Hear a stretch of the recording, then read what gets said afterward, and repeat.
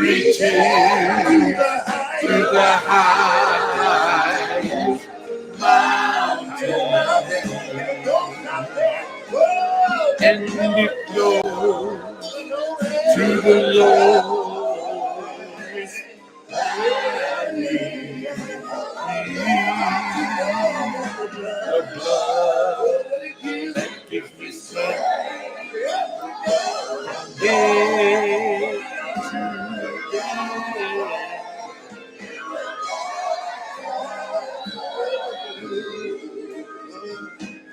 day.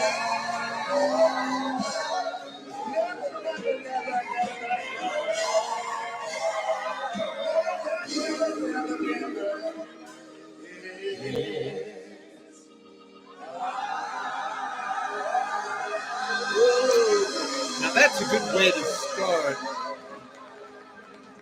That's a good way to start the ninth decade of my life since I made 80 today. So now I'm working on 90. 10 more years to get to 90. Okay. And then maybe after 90, I'm thinking about another 10 more years, but maybe five. 95, 96, that's cool. I'm enjoying life so much. I just got back from going to have a brunch with some of my family members, my daughter and my granddaughter and my grandson, and they were with their most significant others that were invited to join me for lunch. And it was just a wonderful time in Santa Monica, um, eating some of the best food in town and just having conversations with my family. Um, love my people, always love my people, hanging out with them, talking about life. Um, Ending up the love that I started with them so many years ago. I was thinking about what it means to have family these days, and it's very important on my agenda of lists of doing things well. You don't want to ever ostracize yourself from your family because that's a connection that you connected to. And I was asked at the lunch table, do you have any friends your age that you still commune with? And I have to say, no. I say, no, I have no adult. Now, wait a minute. Don't get me wrong, because I'm thinking about one man that lives in Harbor City, and he's 4 years older than I, but we don't communicate on a regular basis. No, I have no elderly friends that are up as high as I am in age that I can commune with, I can fellowship with, or that I get along with. Either they're all dead or they're, I don't know, they don't want to talk with me. They don't call me. Wait a minute. I got one friend. Alphonse calls me all the time. Alphonse, as long as he's alive, he and I will be very dear friends because we talk about things on an intellectual level that these youngsters have no idea what it's like. They have no idea. Uh, Alphonse and I, we really talk on that level. And let's see if there's anyone else. I don't have contemporary older friends. As a matter of fact, I got a very young friend of mine coming by Sunday morning, Super Bowl Sunday morning.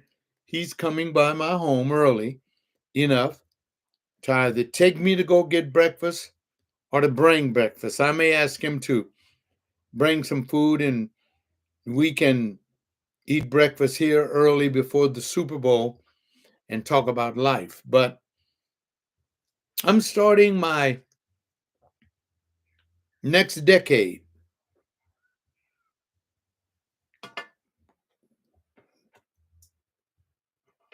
and it's exciting to say the least. I am excited about where life is going to take me. Um, I feel good about my 80th birthday. I didn't think that I would, but I feel good because having sat down and had brunch with my one of my daughters, my other daughter is working in a different city, and if she was here, she would be right at the table. I missed having Antonio with us at the table. It would have enlivened it. Antonio is in his 50s. No, I don't have any in their 70s or 80-year-old friends. Just don't have them. Maybe because, I don't know, maybe because they left this life a little bit too soon. And because I now believe that if you have the opportunity to live your life, you are to live it to the maximum. You are to have as much fun as you can have. You're to visit as many places as you can visit. You're to make new friendships. If you want to hang out with younger people, hang out with the younger ones. If man, if I loved hanging out with my grandchildren, they're both well over 21 years old, and what a time we had at brunch today to see both of my grandchildren, to see the persons that they're loving, and they're beginning to. Man, when they were born, I used to talk about them and say, I can't wait for you to grow up to see who you're going to pair up with and to be at the table with them today and with their mom. And then it was just fantastic. An extension of my life going on and on. I try to tell my male friends, if there's one thing that you can do, have children. What? And as you have children, take care of that child, nurture that child. Don't leave that on the mama. That becomes your responsibility too. My children can come by and get me and take me to a birthday brunch at my 80th birthday party. Why? And they sacrificed, they took time off their jobs to be with me. Anytime that is not happening in the American family structure, I mean, because see, we live in America. And I'm just going to say this. You may not like this because I know a lot of you don't like when I get to talk. Oh, hi. I got two people coming in I didn't know. Tony, thank you. Tony, wish me a happy. Good. I'm glad you're watching from work. I miss talking to you, Tony. And I was just looking back thinking about the decades. See, Tony was one of the lucky ones that used to sit in the classroom that Lucy would bring us breakfast. Well, for me to go to a restaurant in Santa Monica this morning, one of the best, as a matter of fact, and having that brunch and hanging out with people from the area that live in this area like I do is wonderful. We're rich when you compare our lives to other people. We are rich. And even if you got this hard time job that you call it, where you got to work and slave, you're rich. You're living in, I think, one of the richest countries on the planet. You're rich. You live in Southern California. We're rich. Look at this weather outside today. It's beautiful out. Mm. I was on the freeway. I'm still glad I'm not driving anymore because these people are driving crazy, crazier and crazier and crazier. But anyhow, I didn't want to talk about that. I want to talk about how it feels. I'm starting off. Um, I'll be 80, 81, 82, 83, 84, and how fast those years go by. Yeah, I'm a young 80. Mark says that I'm a young 80. Oh, Mark, you're so kind. I no, that's what they were telling me. They were saying, "Look at you." Well, let me explain the haircut because you saw me a couple of days ago. I had a full of hair, and then I didn't have any hair. I was around the house here, and one of the young men said, "Come on, I'm taking you somewhere." I said, "Why?" He said, "You got to get out the house. You know it's been raining." So I jump in the car, and he drives me to his barber shop, and he tells the guy, "Fix me up." Now I'm looking at me now. I guess so. He shaped this and tried to even it out because I had it all. And he took all, he just put it down and just took it all off. And I brushed it and it's still white and it's coming back. But you know what? It's my birthday and he wanted to do that for me and he paid for the haircut for me. And I asked a silly question. I said, why did this guy buy me a haircut? Because he loves me like we family. I try to tell everybody I meet, if you can't have family, even with people that's not your blood, even with people that's not of your line and lineage, what makes them family? The respect that you show for the person. And I said, the respect even when that person is going through a hard time.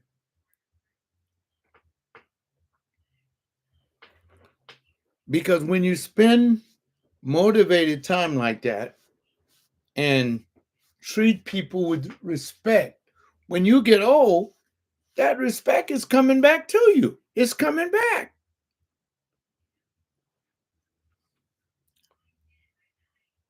My family was so kind with me. My daughter, especially Leslie, I love her.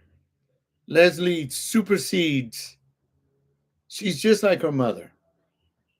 Lucy knew how to entertain and to take care of business.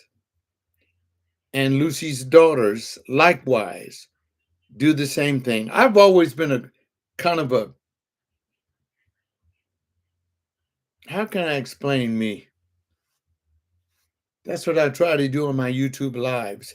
I try to give people a picture of who I am as a human being in case you ever pick up some vibes that I'm other than who I am. There's one thing that I've always prided myself in being, and that's honest.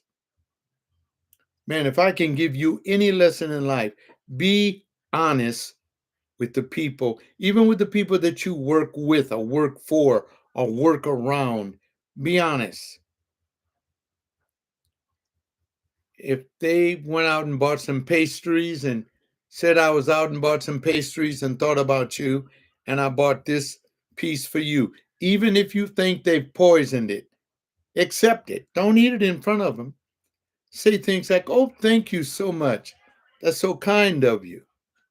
Thank you so much." Even if you think they're poisoning you, don't reject it. Take it and speak from your heart the kindness that God gives you for them. That's that's where you come into the next year of life.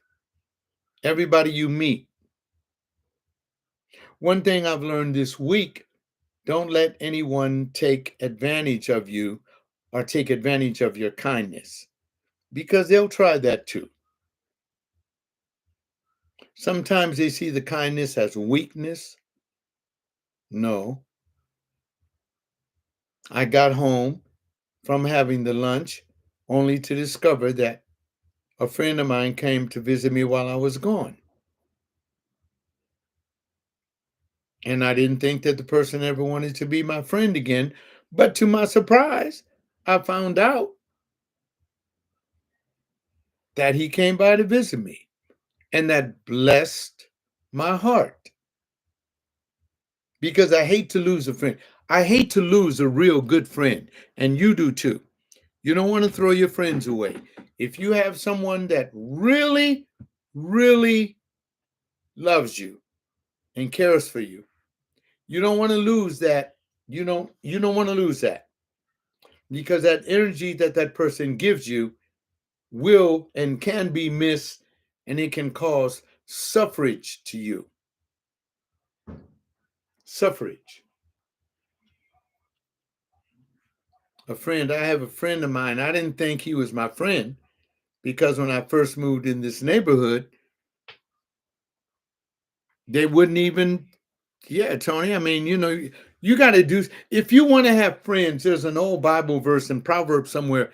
It says, if you want to have friends, you got to be friendly towards other people. And you can't treat people like, if you grew up in a tense neighborhood where, like, let's say you grew up in the projects and nobody trusts nobody. People breaking in your house and in your apartment all the time and lying to you, laughing at you, and you know they broke in. Now you're out and you're on your own, and you run into that person again. And they say, let's say, since Tony's, hi, Tony. And Tony says, hi, how you doing? See, Tony's in his mid-40s. But Tony remembers how they broke in his mama's place. But Tony got to come across with a completely different disposition, because you're adults now. You don't say, don't talk to me, and then call him the N word, and then you remind him when he broke in your apartment. Remember, he was 17. Everybody was breaking in everybody's apartment. I know how it is because I came up in the project when I was a kid. The Will Rogers County Project facility on 103rd and Central Avenue. There's a park there now, but there were Quonset huts there years ago. And our family, the Coleman family, stayed, what was it? I think it was 1255.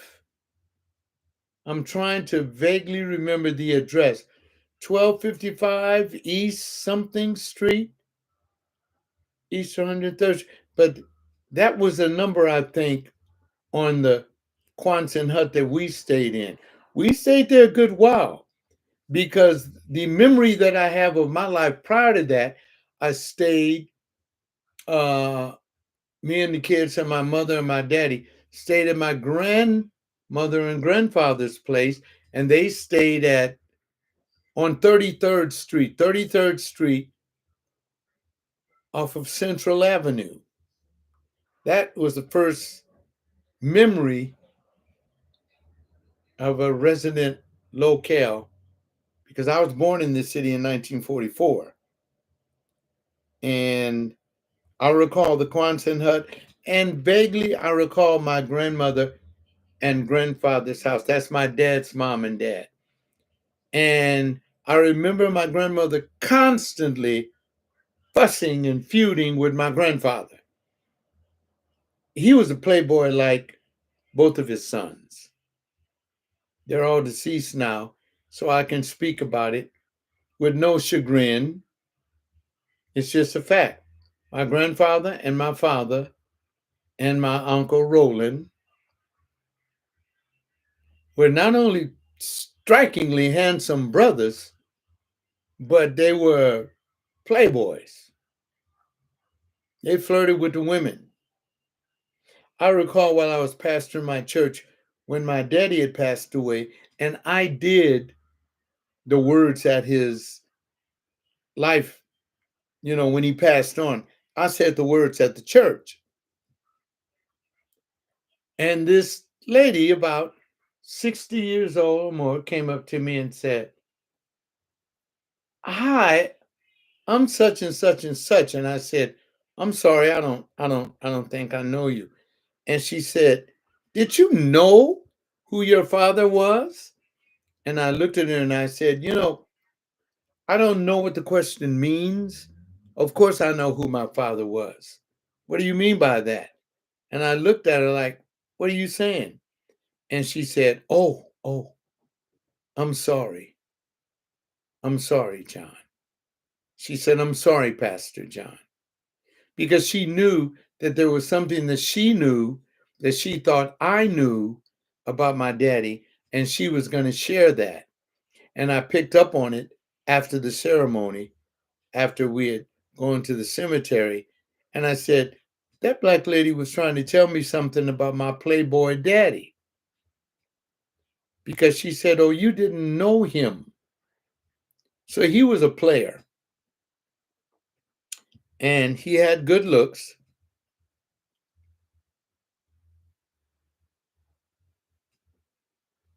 And that's it. I have those thoughts when I think about that, when I think about my family, when I think about where I came from. I'm not embarrassed by it. That's just the way it is, you know? And as I was sitting at the table looking at the picture of my grandchildren and one of my daughters, and I thought about their dad and his life and my grandchildren's life and my daughter's life, Leslie, which is a wonderful life. I thought about how blessed I was. I really did.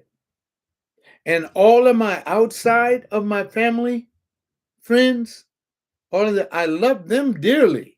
Don't get me wrong. But there is absolutely nothing like your blood relatives when you get together and they bring up an incident that happened and you all remember it and you have the opportunity to explain decades after that took place why you responded the way you did. You know, I had a wonderful birthday today on my 80th birthday. Now, my male friends want to take me out tonight. Most of them are at work, um, and they want to do something for me in the evening, I think, and we may go by one of our favorite watering holes and have a couple of cocktails.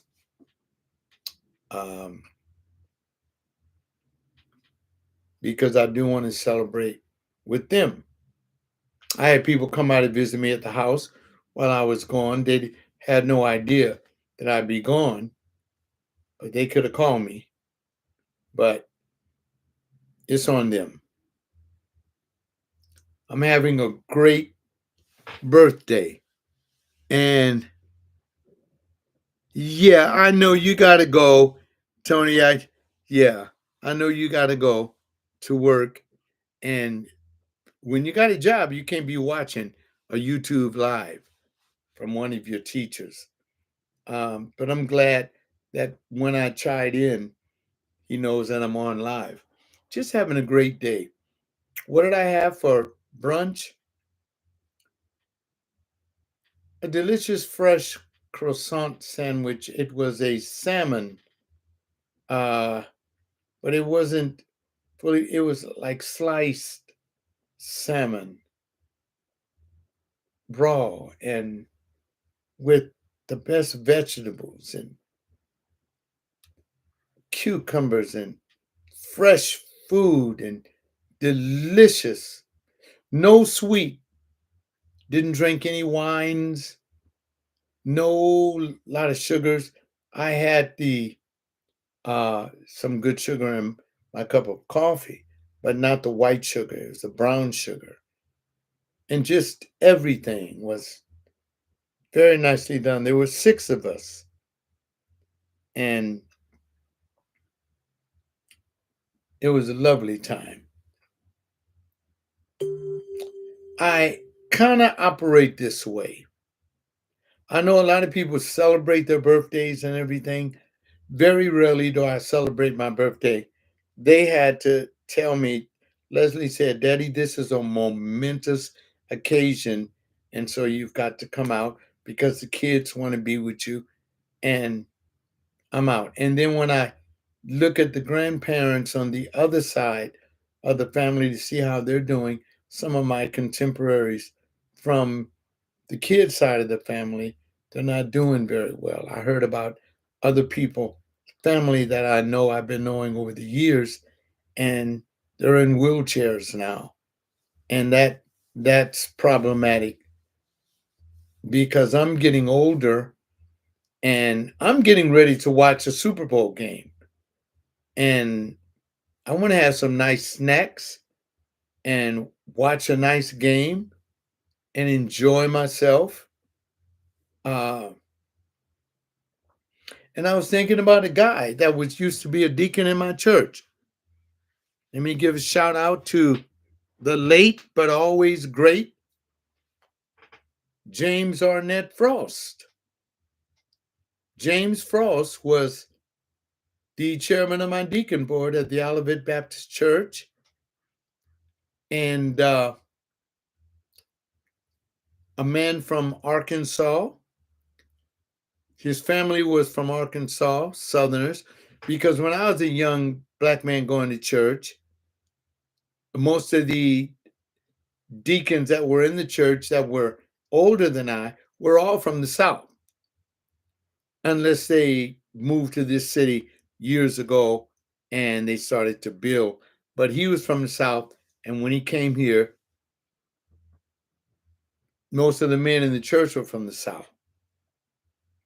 We all come from somewhere.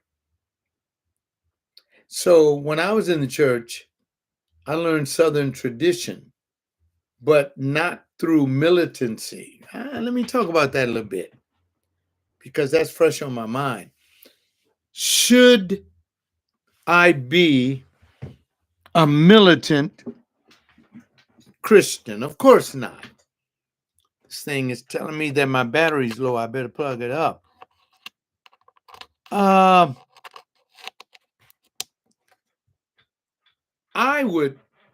I would rather be.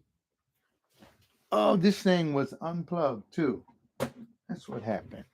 There we go. Um, I was never a militant Christian. You know, power to the people and that kind of. No, no, no. I think it's good to have this discussion and so that you know why. Some of you that look at me and okay, Mark is entering into the conversation. Let's see if what Mark says makes sense. It said most of the blacks that migrated to California, particularly Los Angeles, came from Louisiana, Texas, Mississippi, and Arkansas.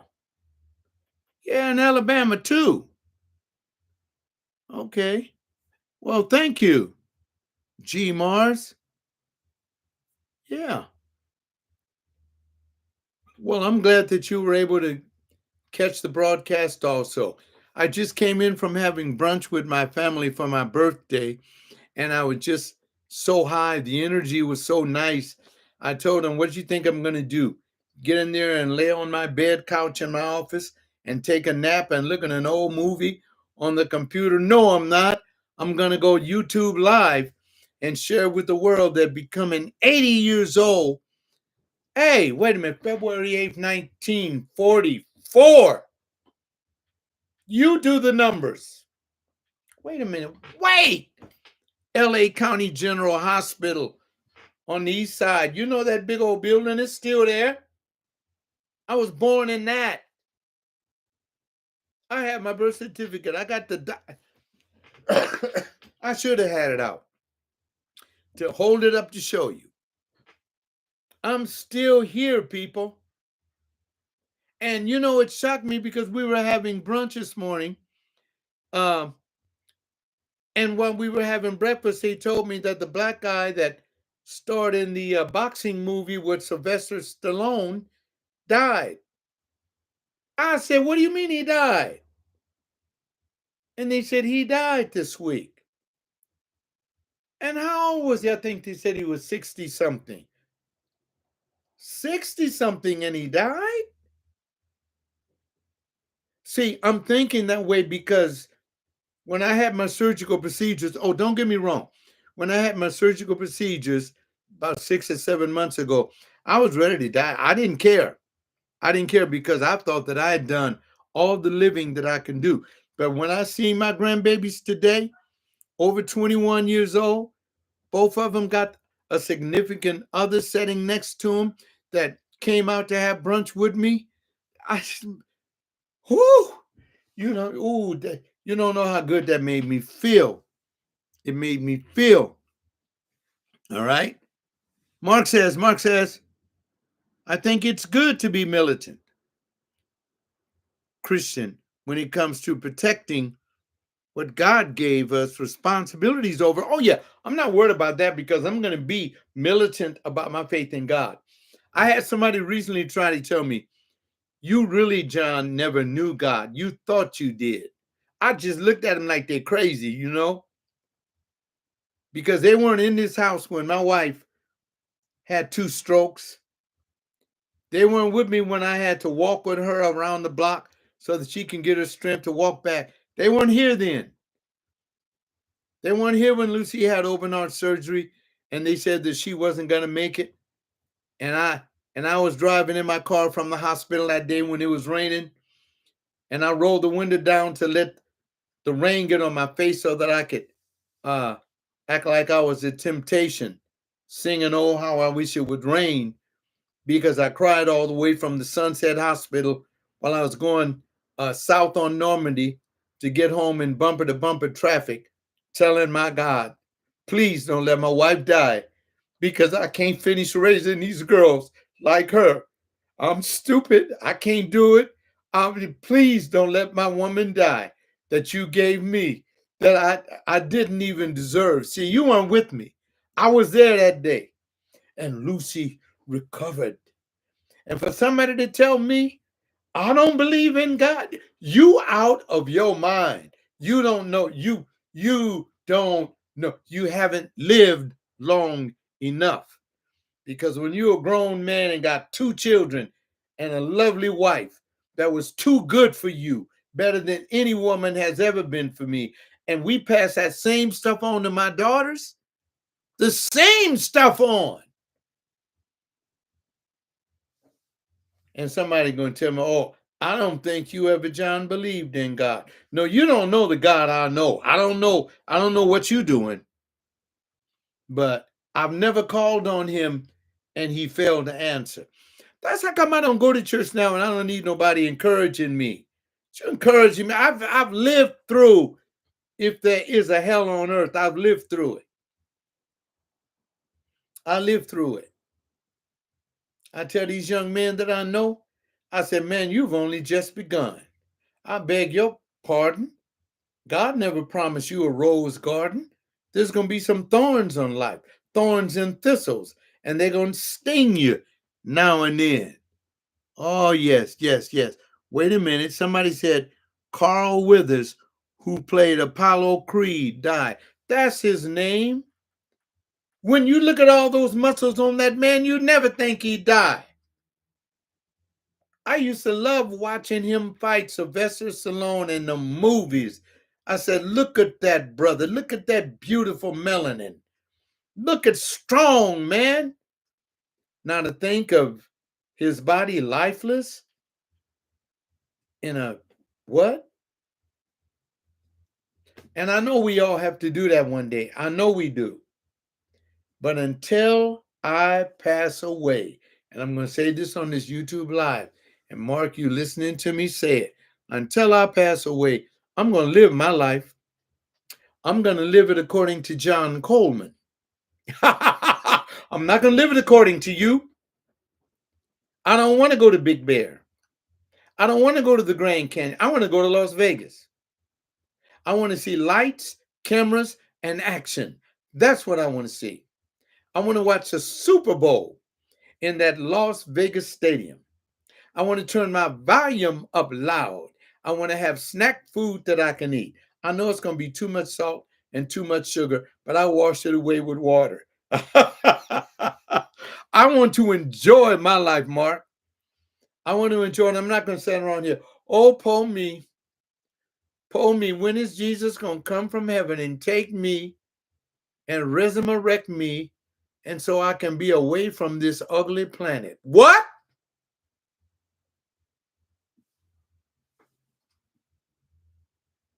People, you need to live. He was 76, just had a birthday last month. He was right behind me. Mark, if you don't mind telling me, what did he pass away of? That's interesting. Because, I heard the King of England has prostate cancer. That's why Prince, whatever he is, flew from LA back to see the king in Great Britain. Because once you get that cancer, your days are numbered. Now, I know what I'm talking about, and I'm not talking about people with prostate problems, because I had it where I couldn't even pee and nothing but blood was coming out my bladder. So I know what it was. They haven't released that information. Why not? When I die, I hope my family released to you what I died of. And I'm going to tell you one thing. No, it ain't going to be something shame. You know what? You know what just entered into my mind, and you know John Coleman. I got to say it. I spoke about this man once on my website. But that was shameful, the way that Eddie Long died. That's shame. That's shame. I'm not going out like that if I can help it. That's shameful. There's certain things in life that and look, let me speak to you guys out there that call yourselves clerics. You got this cloth on, this mantle of holiness that everybody thinks that you're. No, you're not better than anybody else. You're just much of a scumbag as they are. But I'll tell you one thing. When you represent the Most High, you need to check your behind. There's certain things you have no business doing that's going to bring disgrace to the name of God, because you use God's name to get you a bunch of money from. That's shameful. I will never compromise myself and say that's not shameful. I'm not talking about Eddie Long. He's dead. And if he was sitting right next to me in my studio, he'd say, "You right, PJ." And as skinny as he got, I said, "Brother, I love you. I don't even care." But there's certain things you got to watch it. All right. Carl Withers died peacefully in his sleep. Ain't that wonderful? But hasn't released the cause of death. That's a wonderful way to die, man. Peacefully in your sleep. I wish I can go to bed tonight and not wake up. My daughters tell me when I go to bed here in my sleeping quarters, because I sleep on this bed here, and they say, "Daddy, don't lock your door," because I don't lock my door at night when I sleep. Because if I sleep on, I want them to be able to walk in here, come in here, and find me with a smile on my face, dead in my bed. Now, well, I'll leave it there. I don't want to add an addendum on to that, because that's where John Coleman gets in trouble. He gets to talking and all that. But I'm glad that he died peacefully. They don't have to tell me what he died of. He was, and check it out. He didn't have to be a religious man. I'm not going to ask, did he know Jesus as his Lord and Savior? Did he know how to enjoy life? I think he did. That's one thing I regret as a young boy growing up. I never had a man take me under his wing and take me to the gym and teach me how to play. Man, I would have loved to have been a running back, because I was fast. I've always been skinny. I was fast. And if I had somebody teach me how to be a Jerry Rice or how to be a tight end, man, I watched that guy on the Kansas City Chiefs. What's his name? The one that is dating that singing movie star or something. That boy can play some football. See, and that's what I love about the Super Bowl. Even though I'm pulling for Frisco, I'd love to see Kansas City play. Kelso, thank you. That's his name. I love to see that boy Man, that man can play some football, and he a big dude. And when he fall, and man, you ever see how he encourages the team around him? That's energy. That's what I did when I pastored the church. I had all those men around me. I would just, man, this energy was flowing, flowing. And this is what I say, ladies, please don't get mad at me. Don't get mad at me. That's why I got them pictures on my Facebook page now, and I want to keep them up there. Yeah, I had more men in the church than women. I love the brothers. Hell, I loved them.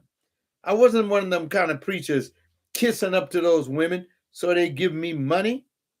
I didn't do no stuff like that. The brothers came to, I don't even know how much money the brothers was giving in church, because guess what I did when I was pastor?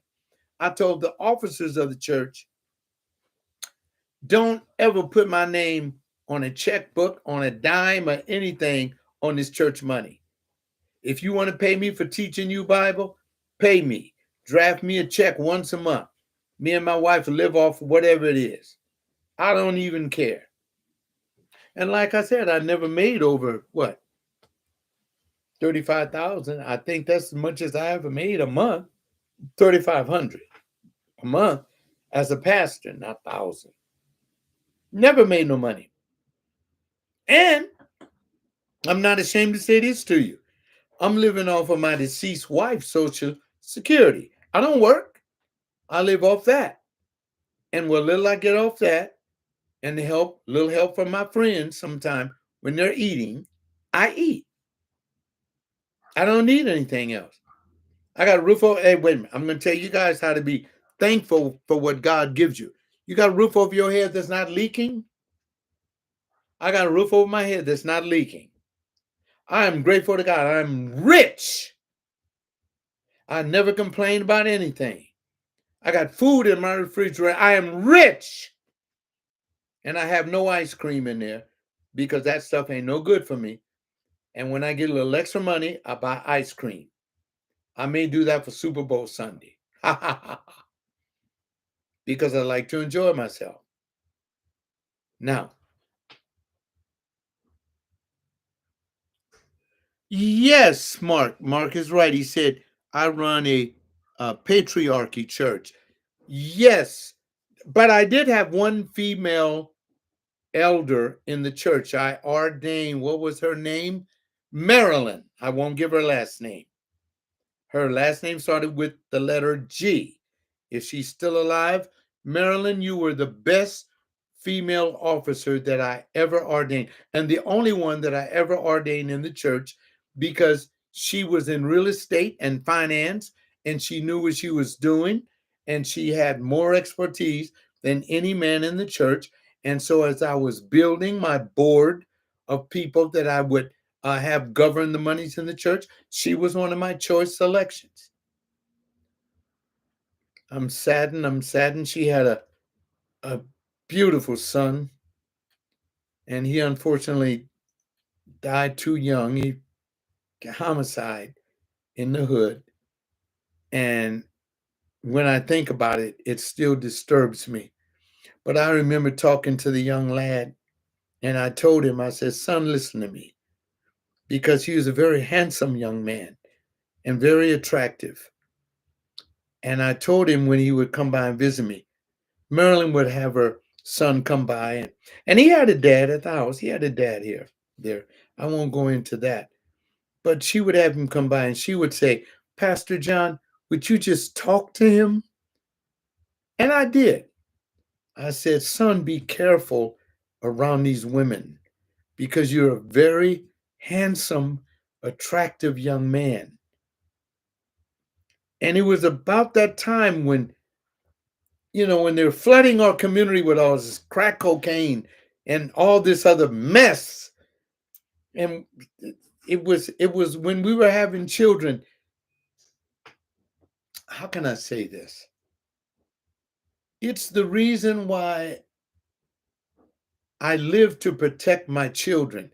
I didn't want my children coming up pregnant from some street urchin out there because I didn't school my daughters on what was out there in the streets. I think it's every man's responsibility to tell his daughters how to be careful, and his sons too, about how people can traffic them, not only sexually, but emotionally, how people can take advantage of them.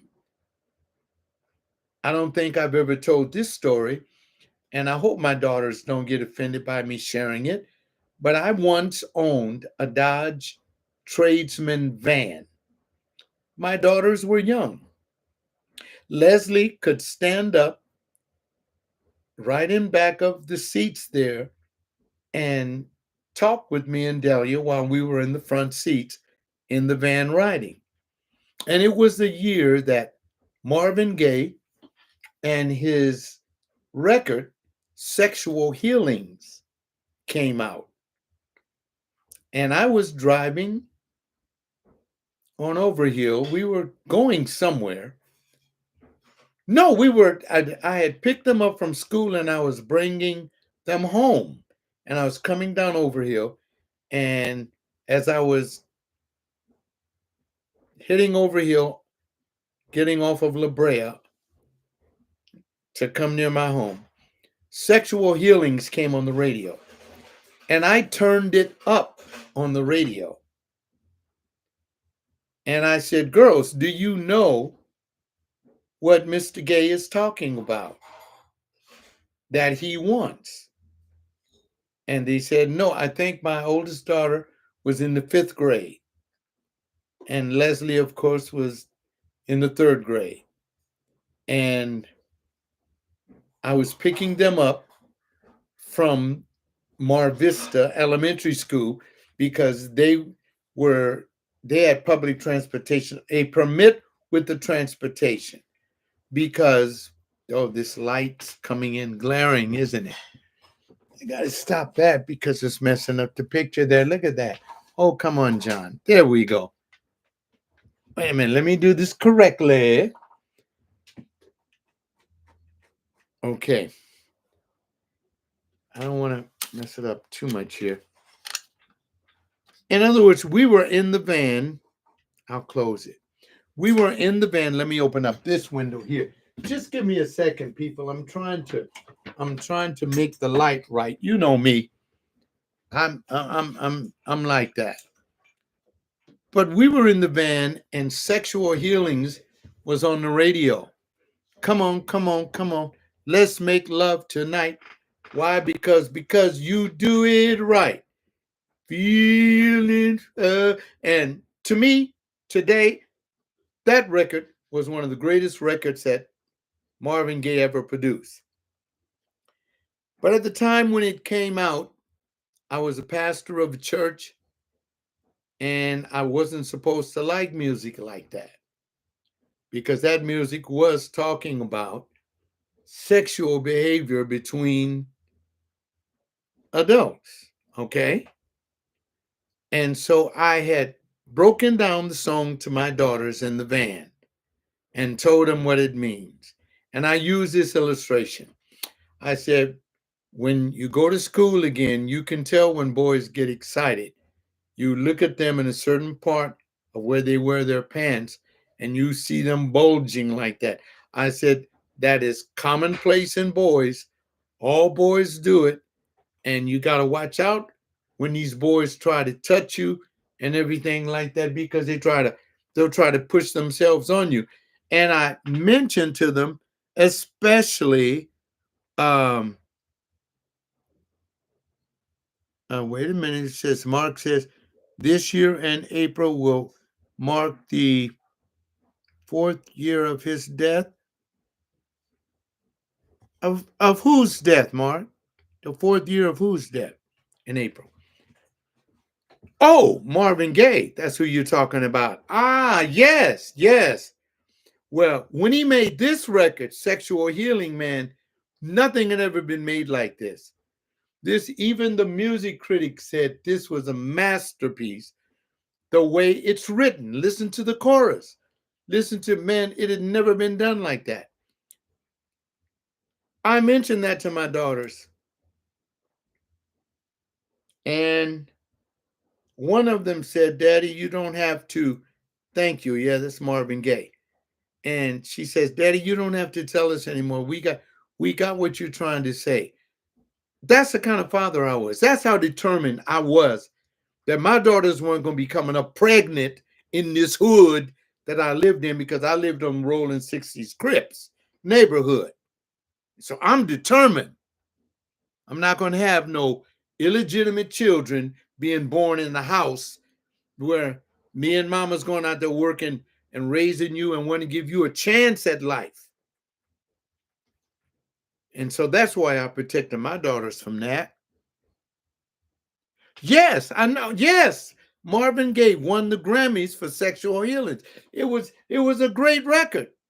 But remember, when I was a pastor, I couldn't push that behind the pulpit, because sexual healings mean, come on, let's make love tonight because you do it right. That is normative in human behavior. It's normative for people to do that. It's normative for somebody to find somebody that they can be intimate with and share that intimacy with it. Certain people can't be intimate around everybody. They can only be intimate around people that will allow that intimacy and this contact of intimacy to which you share energy with that person with. If it's given to the wrong person or taken from the wrong person, that's tantamount to rape. You can't have that from somebody if they don't want to give that to you.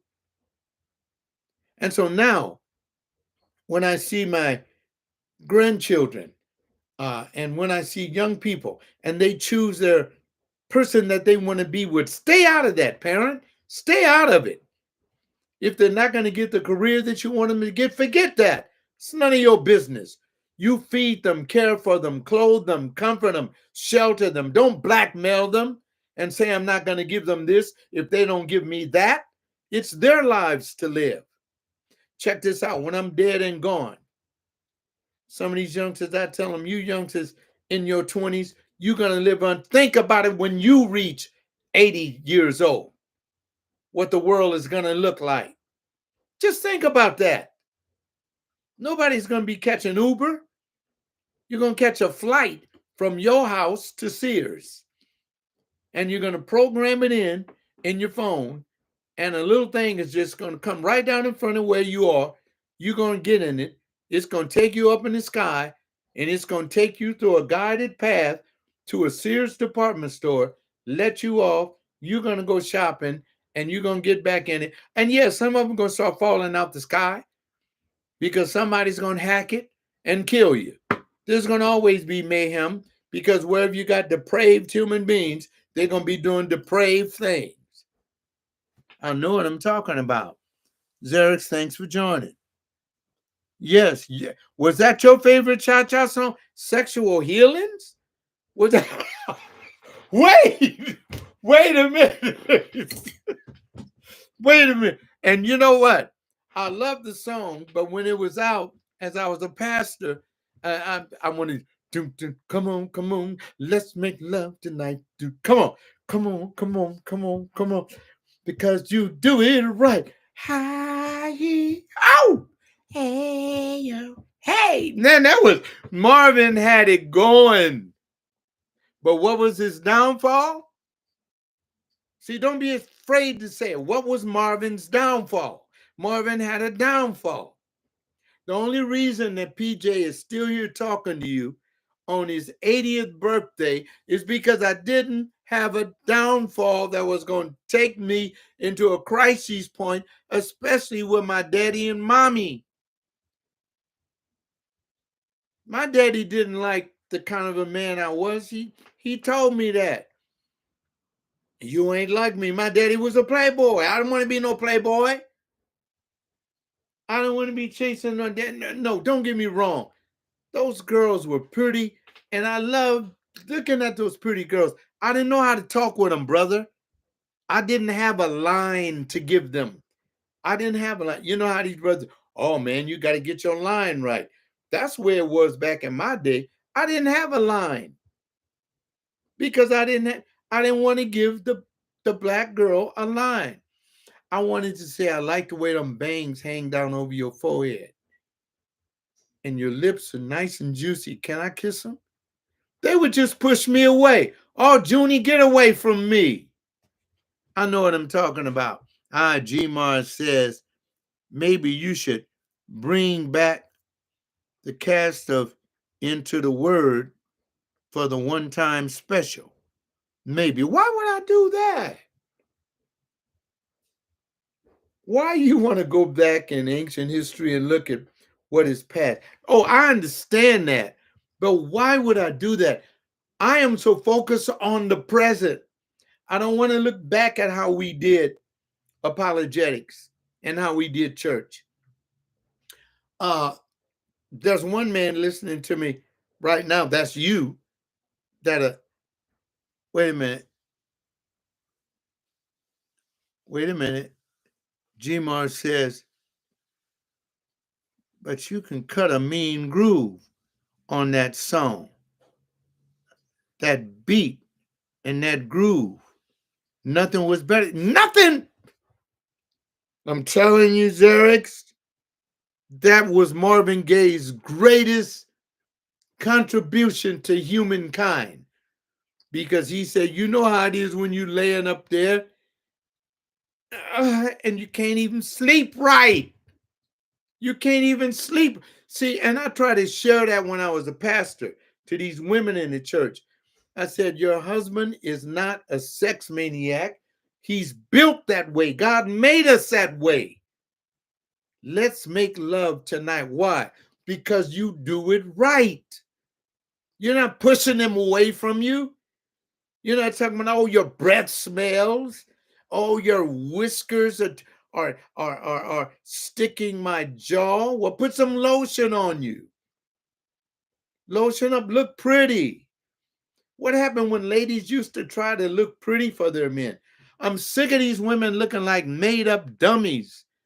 Take them fake eyelashes off and let that man look in your eyes and see them beautiful black or brown or blue or green eyes. And say, baby, your eyes surely look sweet. Let him kiss your eyeballs.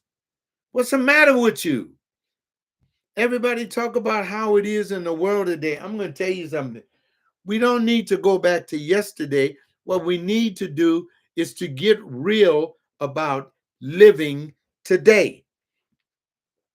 I just made 80 today, and I'm living my life today. I'm not going back to the 60s and the 70s, which were my golden years. I don't want to go back there.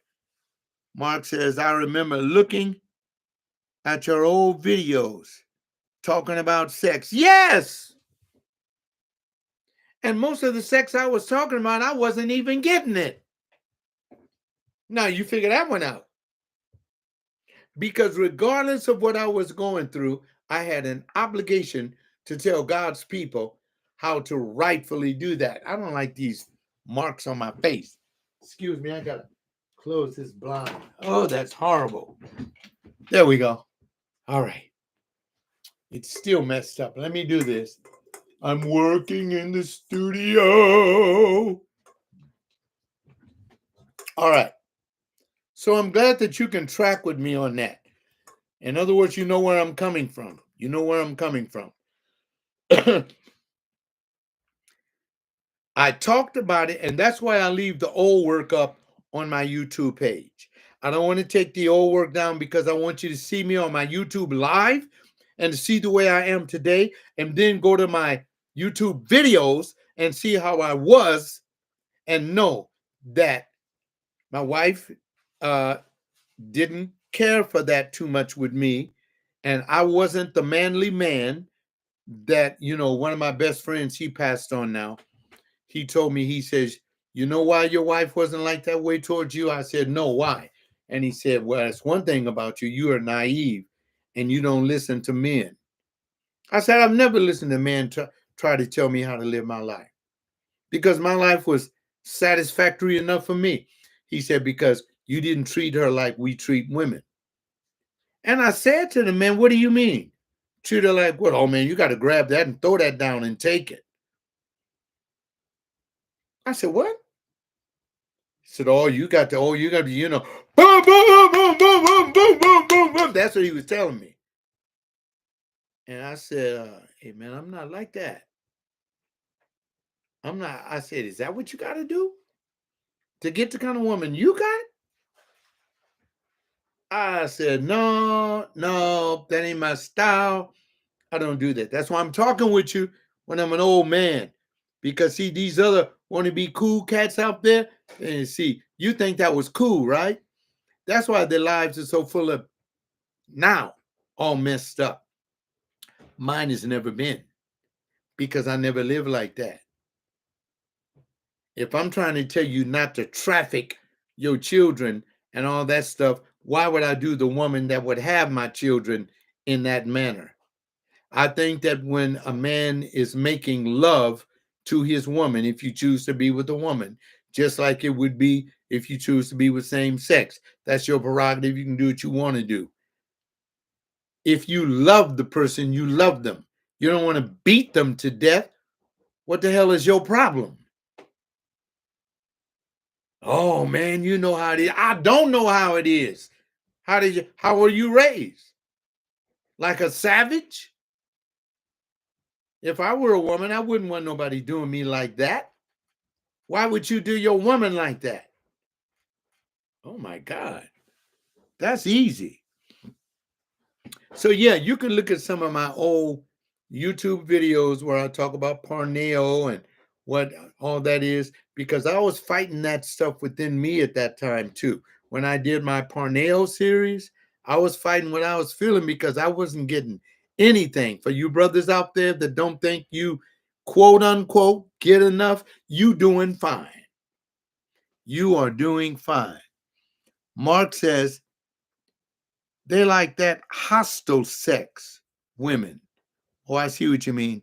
Like men pulling their hair during sex and choking them, making love is real sex. Yes, I mean, why would I do all those savage things to you if I want to make you feel good about me? You know, it is a dominant thing, and I would never teach that in a men's retreat. I would never teach that men you have to dominate your wives. You have to make the what is this? You living in the stony? You living in a damn cave? What's the matter with you? They are beautiful. They're tender. At least women used to be that way when I was attracted to them. They're beautiful. They're tender. They're gentle. They speak with you soft and kind. They make you blush because they have a way of looking at you and you just, oh, damn, I got to protect that. Wait a minute. G. Mars says, what part do you think that the church plays when it comes to how to treat and care for our wives? They don't do that anymore. I think myself and Dr. Tony Evans were the last of the group that taught those kind of seminars. Most of them start doing money seminars, how to make your money grow from 10% to 100%, and then you're going to give me 90%. I'm never going to do a church seminar on finances. Never needed anybody to tell me how to pay my rent and to pay my bills. Who you talking to? You crazy? They taught me that in high school when I took a class called Contemporary American Problems. They taught that in all LA Unified School District High schools when I graduated. Why do I need a mathematician trying to come in and show me how to write a check and then to give money to him so he can have his buddies step on the money on the checks all across their pulpit and said, see, I'm blessed. Somebody needs to jump up and kick him in his butt. The church has become a cesspool of tyrants. Tyrants. And don't get me wrong, because I know some people that listen to me on this to go to church. I'm not talking about them. They know what I'm talking about because they joined me on the radio talking about the mess. I don't go to no church. If I went to church and all I had was $5 left, and the pastor said, we're trying to get this thing done. And whatever you have, we appreciate it if you give it. That basket would come to me and I pass that thing right by me. I wouldn't give my last $5 for that. Are you crazy? I'm not going to pay for food in my kid's mouth to give it to the church. What? Oh no, fool, you out of your mind. That's not the God I worship. The God I worship said, I gave you that family. I gave you that car. I gave you that money. I didn't tell you to give it to him. He told you that. And then he took an Old Testament thing out of archived religion and said that you owe God 10% of everything. What? God would say, I never told you I needed your money. He told you that.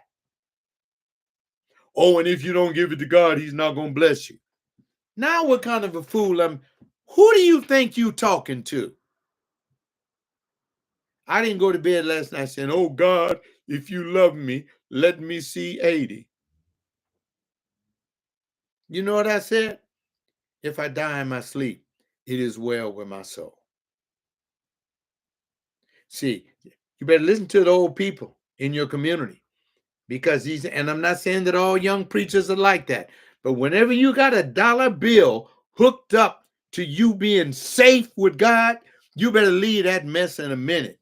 And especially if they bring some fool in from out of town that you don't even know, and you reaching in your pocket to feed that food top sirloin, and you can't hardly buy a McDonald's. Get a life, man. Come on. What's the matter? Wait a minute. Yes, and then they will skip over everything else in the old because they're using it to hook suckle you. Are you that stupid you can't see it? Ah, that's the kind of church I pastored. That's why you see them pictures on my Facebook page of all those men and their wives. Because I said, we will not have it in this Baptist church that came out of black folk tradition and struggle. That's why I like, what's his name? He's running for president now. The black man that's running for president. That's why I like him because he goes all the way back to the black struggle and the black tradition, and he's right there with me, and he know what it's all about. But all this, oh my God, you got to compromise. You Cornel West, that's who it is, Cornel West, because he came from the tradition. And when he talks with these youngsters, man, you know what? You got these youngsters out there, and I'm not going to talk about the new psychologists they got out there because I like what the psychologist is saying. The black psychologist, I like her. I like some of the things that that black preacher is saying. Uh, uh, yeah, I like some of the things he's saying because he's right. I know the black preacher don't care for gay people, and I guess when he look at me and see that I'm gay, he gonna say John's going to hell. Go ahead, look, and let me say this now: no one can castigate your soul or your eternity to anywhere but God. Ooh, I've never had to say this on my YouTube live. Listen to me again. Listen to me. And listen to me and get this deep down in your crawl before I leave this planet. No man has ever been able to scare me away from God with his stupid, dumb behind traditions of believing a lie that a man conjured up and told him, and he can't get that monkey off his own back. Anybody tell you you going to hell when you die, and you know you haven't done anything in your wonderful life to deserve that, that person's trying to hold you back. He's a crawdad trying to pull you down in the barrel. You need to change your friendships. Don't talk to him for the rest of your life. I recently told a preacher friend of mine, don't call me. And told my daughters, don't even give me any information when I die. I don't want him to come around me. Stay the hell away from my dead body. Because if you can't face me for who I am and love me for who I am, if I tell you I love a brother or I love a sister, who in the hell are you to try to tell me who I don't love and how to love him? You got most stingy ass people in this country than I've seen in my life. They wouldn't bend over to help a baby if it was hit by a car, bleeding out. They wouldn't do it because they'd be worried about getting sued. I know people, I've been here long enough, I've met them. And I'm telling you right now, if you're young and you don't have grandparents that can talk to you because COVID took them out, let me become your grandpapa. I'll tell you. And don't let nobody give you a line like that, especially when it comes to the money you make. You owe God nothing but what God has blessed you with. Everything. And if you want to finance a religious organization, write an anonymous check and say, feed these starving babies in your ministry. Don't even tell them who you are, but make sure the check won't bounce. That's the way I do it. How did they do it in church? I'm going to show you how they do it. I got a piece of paper here. I'm going to show you how they do it, and then you know I'm not lying to you. See, because I'm not afraid to show you. He's going to get up there. Oh, look what we have here.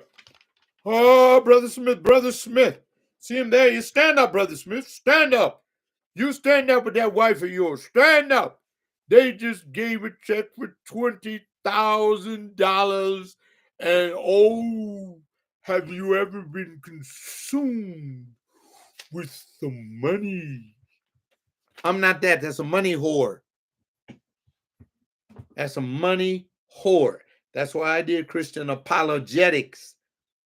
I didn't do no ministry trying to get money out of people. That's their money, especially in the Black community. Think of everything that we could have had of Black businesses and all those things that we could have owned ourselves if we had kept that money and not put it on that church table. Now, I see a lot of pastors don't like me. Get a job and get a life if you don't like me. Now, think about what you like, brother. It's all right. That's a fine thing that you do to try to pastor people. But why your name got to be on the money? Huh? Why are you in control? Since you running an LLC organization, take your name off of it. All you should be concerned about is what that Bible say and how you can make it make sense to a people that was enslaved with that colonized religion.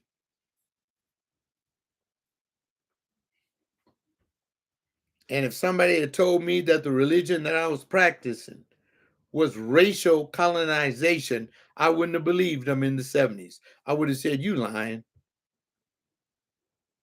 I would not have believed it because I was confronted by someone. They said, you have a gift. You ought to get with the Black Panther Party and become our spiritual. No. I said, I don't want to have nothing to do with you heathens. I was wrong for that. I can admit it. I'm 80 years old. I can say that I was wrong. Can you? Can you? Can you tell them that you were whitewashed? Huh? There was enough of us that were. I love my babies now.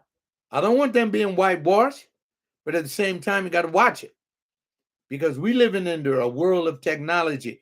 If somebody hates you, all they got to do is send a little flying bird over your house and drop a bomb and dust you out. Oh, yeah. We live in a different world. Oh, my. I've talked an hour and 13 minutes, and I haven't gotten through to the point yet. Happy birthday, PJ. You are another year older, and you still, you may be going to my website wondering why don't you see my sound clips on there. I'm having difficulty with my C-panel deal putting the Xerox. I need your help on that. You got to come over and help me do it because they did something to my C-panel. But that's why you don't see the connection because they did something and I can't put it back on. But this is enough because when I do these YouTube lives and I get to thinking about church and all the money I gave to the church, I didn't throw it away because it went for a good cause. But guess what? Guess what? Here's a hard, cold fact. The very church that me and Lucy gave over $300,000 in since we joined that church at 976 East Jefferson is no longer there. The building's not there. It's gone. The revenue and everything from it is gone. It's like it never existed. Now, what if I had kept that $300,000 that I donated to that religious organization and used it for the benefit of me and my family to build a family business or a community business to help my community instead of putting it in something where the church people got scandalous and kicked me out.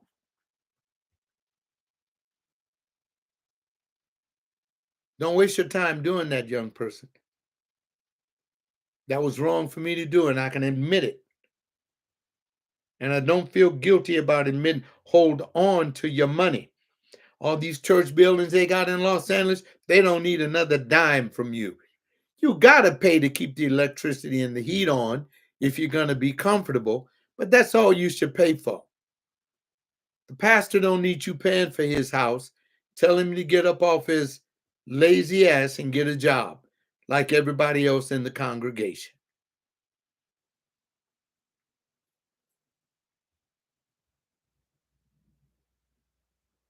If you can't say that to him with a straight face, you're being taken advantage of. And don't let nobody tell you not to touch the Lord's appointed. Tell them to stop using those antiquated, outdated Old Testament references to people in a system that no longer exists. And if you want to be loyal to Israel, look at them now. And then look at the Palestinians and look at the Gaza Strip and tell me what you're going to do, what you're going to do, huh? Huh?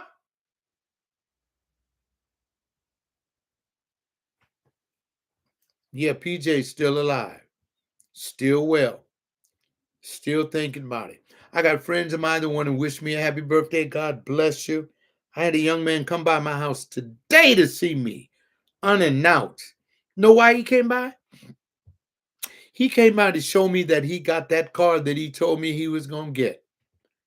And he had the top down because the sun is out and the rain stopped. And that boy drove that car by here to show me that he got that car that he said he was going to get. And you know what I told him when he was here in my office with me? You set your mind on it and do it, and don't let nobody take your money and take your dream away from what you want. And he's successful because he listens to. You see that name on my license plate? I'll keep it forever. PJ, Pastor John. He's still a pastor and he's still doing what he's supposed to do. And those of you that are pastors out there, do what you're supposed to do. Don't play with your calling.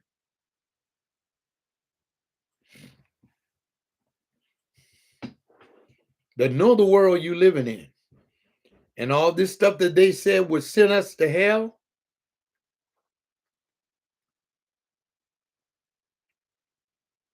You know what keep you in hell? If you can see your people suffering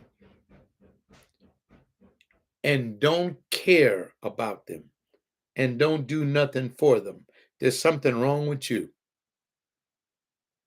I know we have a lot of things we like to go celebrate this and celebrate that. How about doing this? Who can you help? I talk with people all the time. If you're up in age and you have a home that has a spare room, and you know somebody in the community that is going through a horrible time right now, and you could supervise that room, supervise that until they get back or get a job or help, would you do it at your expense, not asking for anything from them? See, that to me is what Christianity is. All this other stuff that's jumping up and down and naming it and claiming it and hocus pocus, man, you can take that stuff and flush that mess down the toilet. That's not what Christianity is.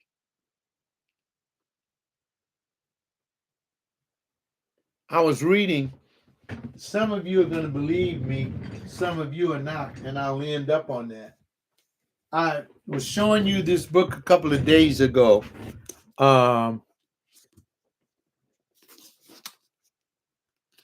Eusebius, Ecclesiastical History. In this book, it has an ancient story of a Roman citizen who was filthy rich, owned land, and had become a Christian, and his name was Polycarp. It's in Christian history. And I didn't know that I had it in my book here that Ida gave me. Okay.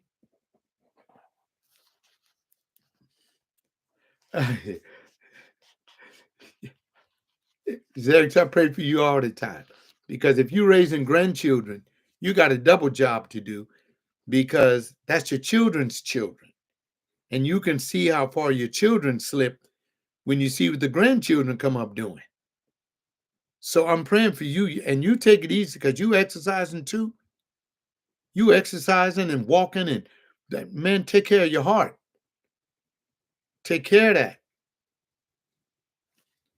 But I read about Polycarp in this ancient novel, and it's the same story that my pastor told me. And I said, where do you see that from? And he said, oh, John, it's in the ancient books. You got to read it. And I was reading in my library, and it has a story of Polycarp, the Christian man that was rich, owned land and everything. And Nero saw that they were burning Christians at the stake in the Colosseum in Rome.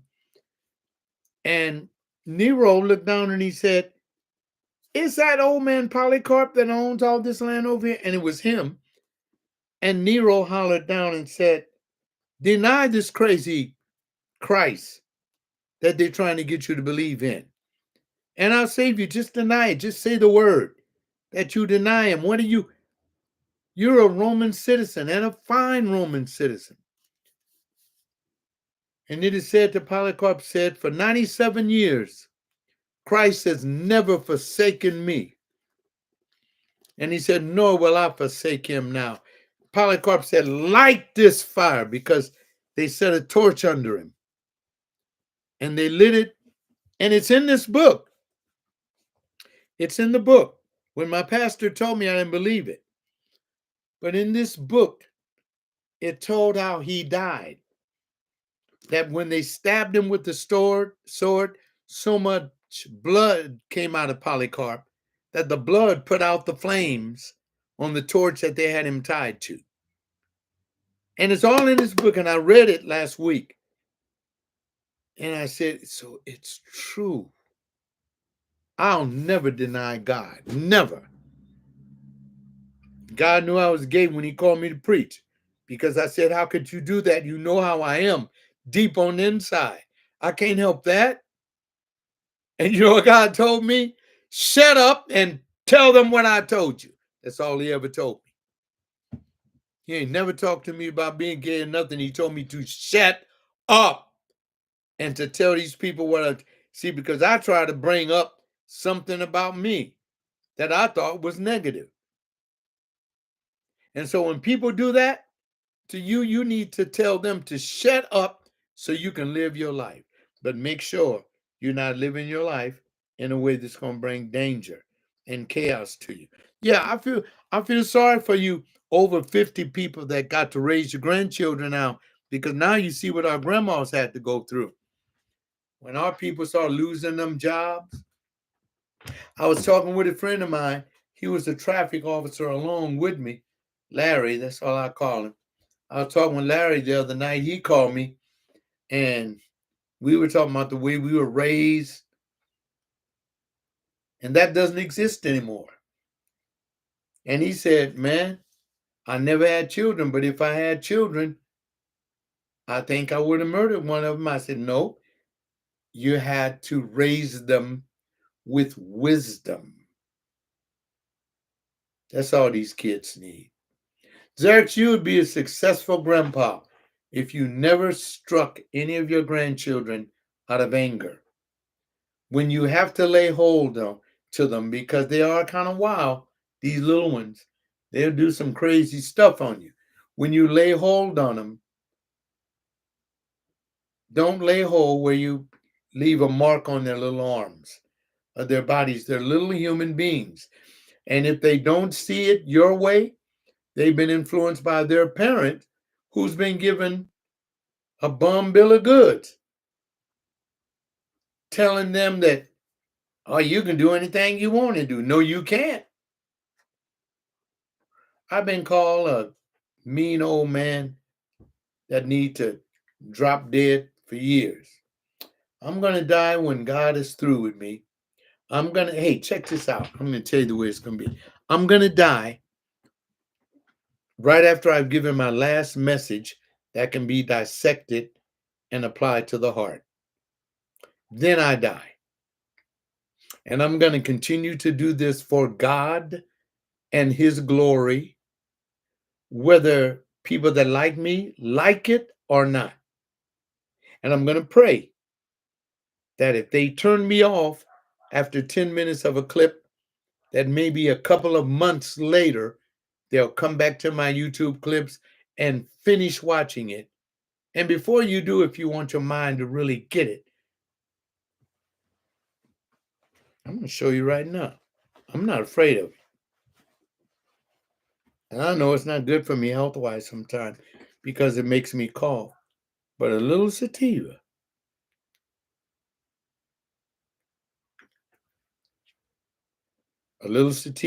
or I have to recharge it, will always help you because it keeps your mind clear. It don't make you go to sleep. It don't see some of these things that they say is not good for you are the very things that you need to do. You need to listen to your heart, your mind, your conscience, your ability to discern the world that you live in, not somebody else's. There's only one thing that I do not have control over, people. And here it is. I don't have any control over what they do or say after I pass away. I have no control over that.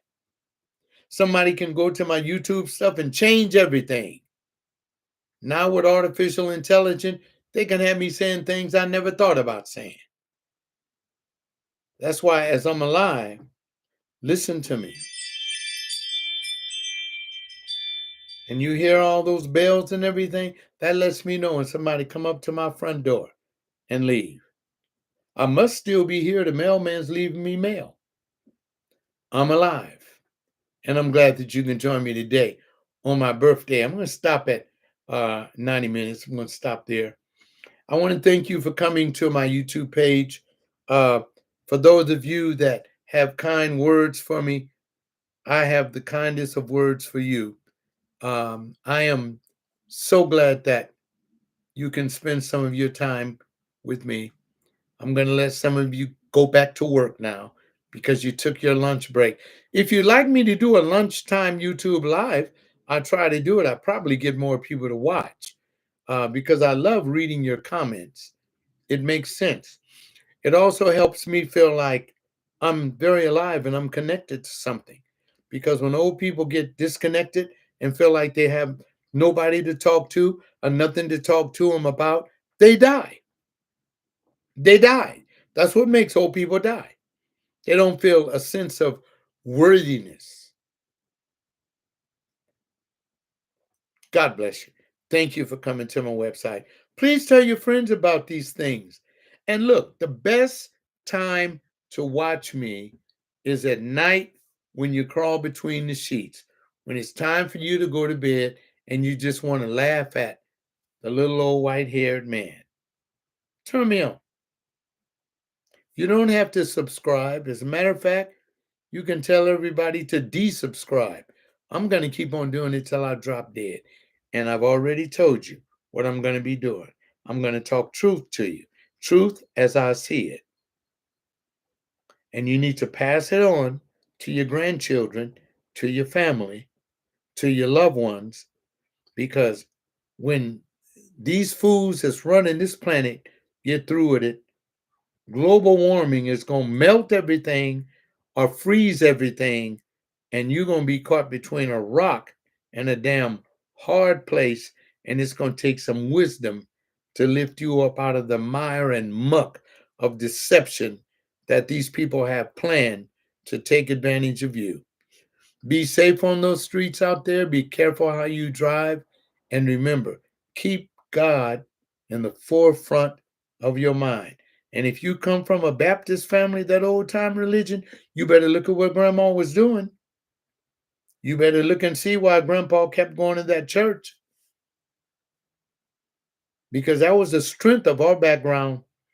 And for those of you that didn't go to church, follow the right ones that went, because these new charlatans out there, they after your money. Oh well, 90 minutes has come and gone, and here I am. I love you. God bless you. Take care of yourself.